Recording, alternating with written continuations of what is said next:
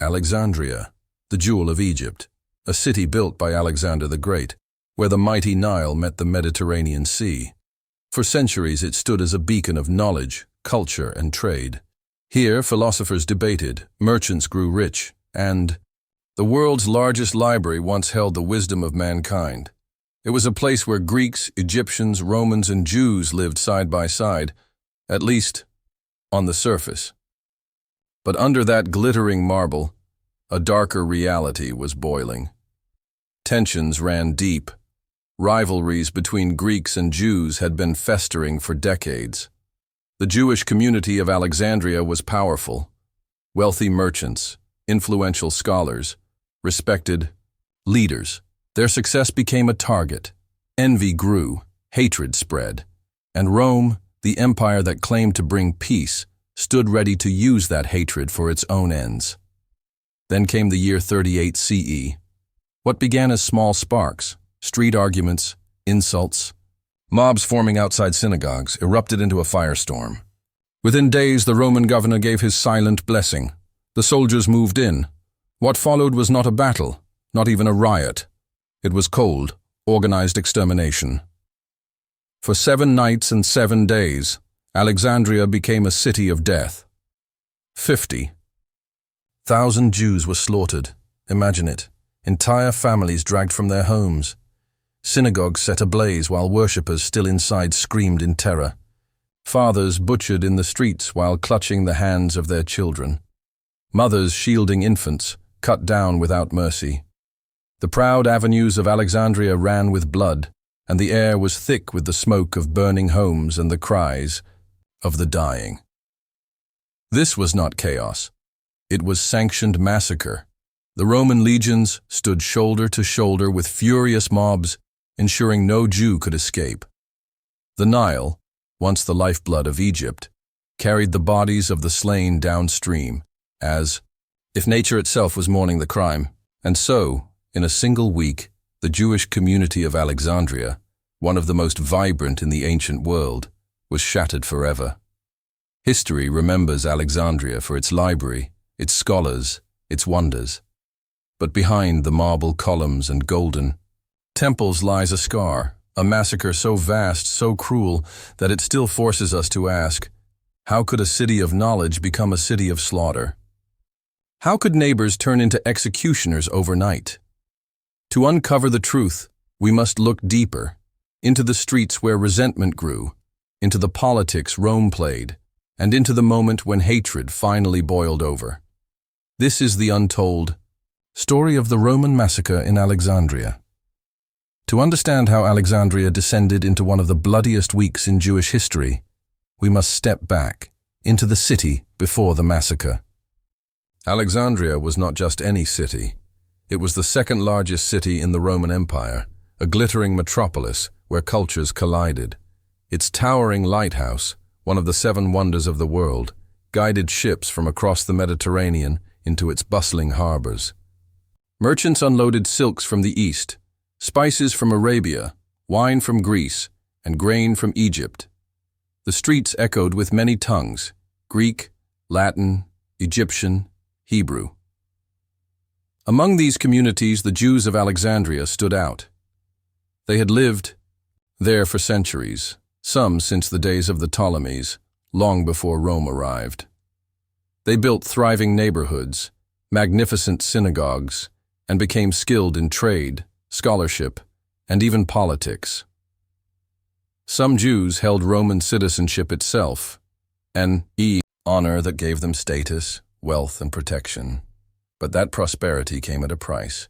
The Greeks of Alexandria resented the Jews, accusing them of arrogance, of refusing to worship the Roman gods, of gaining too much influence in city life. To the Greeks, Jews were outsiders who refused to fully assimilate. To the Romans, Jews were useful but dangerous, always clinging to their own faith and traditions instead of bowing completely to Roman rule. The tensions simmered daily. Street fights broke out between Jews and Greeks. Rumors spread of conspiracies. Greek mobs accused Jews of plotting against them. Jews accused Greeks of blaspheming their faith. And all the while, Rome watched carefully, sometimes intervening, sometimes letting hatred fester. The fragile peace of Alexandria was like a thin thread stretched over fire. Everyone knew it could snap at any moment, and in the summer of 38 CE, it finally did. By the summer of 38 CE, Alexandria had become a city balancing on the edge of a knife. The Greeks and Jews eyed one another with suspicion. Street insults turned into scuffles, scuffles into riots. And in the middle of it all stood the Roman governor, Aulus Avilius Flaccus, a man who held the power to calm the storm, or to let it consume the city.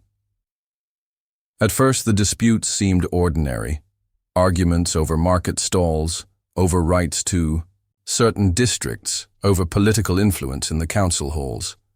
But under the surface, resentment was turning toxic. The Jews were accused of arrogance, of claiming privileges denied to others. The Greeks whispered that the Jews thought themselves equal to Romans, some even citizens of the empire itself. To the Greek mobs, this was intolerable.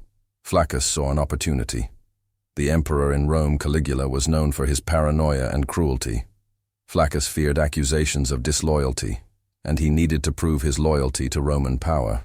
What better way, he thought, than to target the Jews, a people already mistrusted for refusing to bow to Rome's gods? The first act of betrayal came suddenly. Roman soldiers marched into Jewish quarters, seizing leaders and respected men.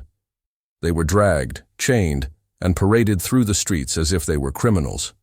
The people of Alexandria gathered in the great theater, not for plays or poetry, but for humiliation. The Jews were displayed before the roaring crowds, mocked, beaten, and spat upon. What should have been a space of art became an arena of hate. This public degradation was no accident. It was a signal. By treating Jews like condemned enemies of Rome, Flaccus was telling the mobs, "Do as you please. No law will stop you. No soldier will protect them." The gates of hell were opened. And so, chaos swept through Alexandria. Greek mobs, emboldened by Roman silence, stormed Jewish neighborhoods. Synagogues, houses of prayer that had stood for generations, were desecrated, looted, and set on fire. Scrolls of sacred scripture were torn and trampled. Jewish homes were marked, smashed, and their occupants dragged into the streets. The governor, instead of stopping the bloodshed, ordered that Jews be confined into a cramped, ghetto-like quarter, a death trap with no escape. For the Jewish community, the nightmare had begun. Families huddled in fear, hearing the roar of mobs outside their doors, the crackle of fire spreading from street to street, the clatter of Roman boots drawing closer. Some tried to flee, only to find roads blocked by soldiers who drove them back into the inferno. Alexandria, once a jewel of the ancient world, had become a killing ground. What began as insults in the marketplace had transformed into sanctioned terror. And within hours the city would drown in blood. The massacre was no longer a possibility. It was reality. Once the first blows were struck, Alexandria fell into madness. For 7 days and 7 nights the city was drowned in blood. The mob swarmed through the Jewish quarter like a raging tide. Armed with knives, clubs, and torches, they smashed open doors and dragged families into the streets. Men were cut down where they stood, their bodies left sprawled in the dust. Women clutched their children begging for mercy, but mercy had no place in Alexandria that week. The synagogues, once filled with the songs of prayer, became furnaces. Flames devoured the wooden beams, sacred scrolls curled and blackened in the fire, while smoke filled the heavens. Worshippers trapped inside screamed until the roof collapsed over them. To the mobs, this was triumph. To the victims, it was hell. Some Jews fled into the alleys, hoping to hide among friendly neighbors, but doors slammed shut. Friends turned away. Some even betrayed them, pointing out their hiding places to the mobs. Neighbors of decades became executioners overnight. Trust dissolved in the fire of hatred. The Roman soldiers did not stop it. They guided it. They sealed off exits, herding terrified families like cattle. Those who resisted were cut down by Roman blades. Others were forced into narrow courtyards, where they were slaughtered together, their cries echoing against the stone walls. The scale was unimaginable. 50,000 lives erased in just 1 week. Corpses piled high in the streets, left for wild dogs and scavenger birds. The stench of death filled the air. The Nile, lifeblood of Egypt, carried away bodies as if trying to cleanse the city's sin. Fishermen downstream found their nets tangled not with fish, but with human remains. And through it all, the governor Flaccus remained silent. The so-called guardian of law and order had unleashed lawlessness itself. He called it restoring peace. But for Alexandria's Jews, peace meant only one thing: annihilation. By the 7th day, the Jewish quarter was no more. What had been one of the greatest Jewish communities of the ancient world, scholars, merchants, families who had lived there for centuries, lay in ruins. Alexandria's marble streets, once walked by philosophers and poets, were now stained, forever with blood. When the screams finally faded, Alexandria stood in an eerie silence.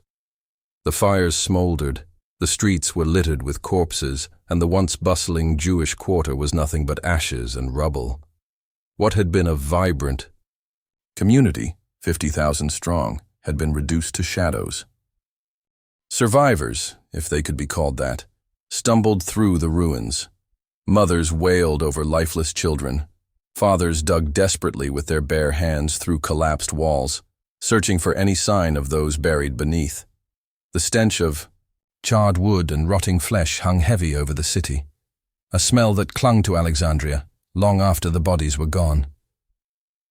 But the true cruelty was not only in the massacre itself, but in what followed.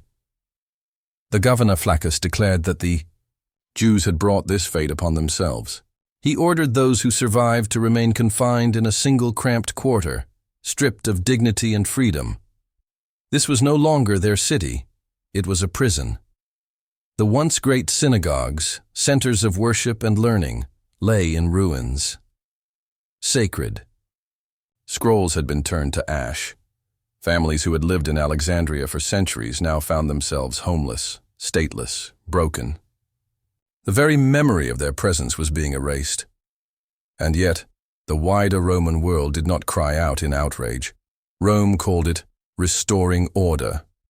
The governor Flaccus sent reports to justify his actions as necessary to keep peace between Greeks and Jews. In truth, it was nothing but sanctioned genocide, carried out under the silent blessing of imperial power.